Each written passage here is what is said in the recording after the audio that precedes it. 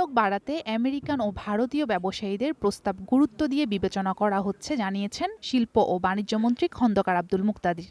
শনিবার দুপুরে সিলেটে এক বৈঠক শেষে বাণিজ্যমন্ত্রী জানান, আমেরিকার রেসিপ্রোকাল ট্যারিফ কেবল বাংলাদেশের একক বিষয় নয়। যে সমস্ত দেশের উপর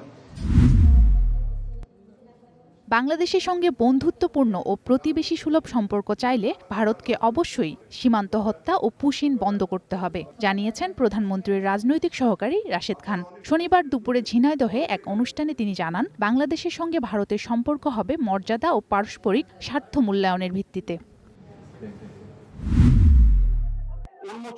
রাজশাহী মেট্রোপলিটন পুলিশের সদর দপ্তর থেকে সরিয়ে ফেলা বেগম খালেদা জিয়ার নামফলক পুনঃস্থাপন করা হয়েছে। শনিবার সকালে ভূমিমন্ত্রী মিজানুর রহমান মিনু এটি পুনঃস্থাপন করেন। এ সময় তিনি বলেন, প্রধানমন্ত্রী তারেক রহমানের উন্নয়ন খুব দ্রুতই মানুষ দেখতে পাবে।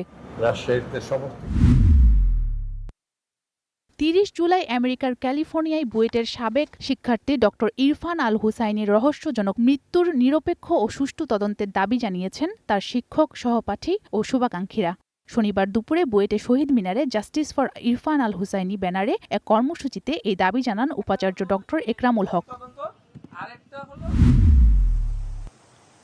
খাগড়াছড়িতে মেঘ বিস্ফোরণে সৃষ্ট আকস্মিক ভারী বৃষ্টিতে দীঘিনালার বেশ কয়েকটি নিচু এলাকা প্লাবিত হয়েছে। শুক্রবার মধ্যরাতে মাত্র ৩ ঘণ্টায় ১০৩ মিলিমিটার বৃষ্টিপাত রেকর্ড করা হয়। এতে দীঘিনালার মাইনী নদীর পানি বিপদসীমার উপর দিয়ে প্রবাহিত হচ্ছে এবং প্লাবিত হয়েছে মেরুং, কবাখালী ও বোয়ালখালী এলাকার নিম্নাঞ্চল।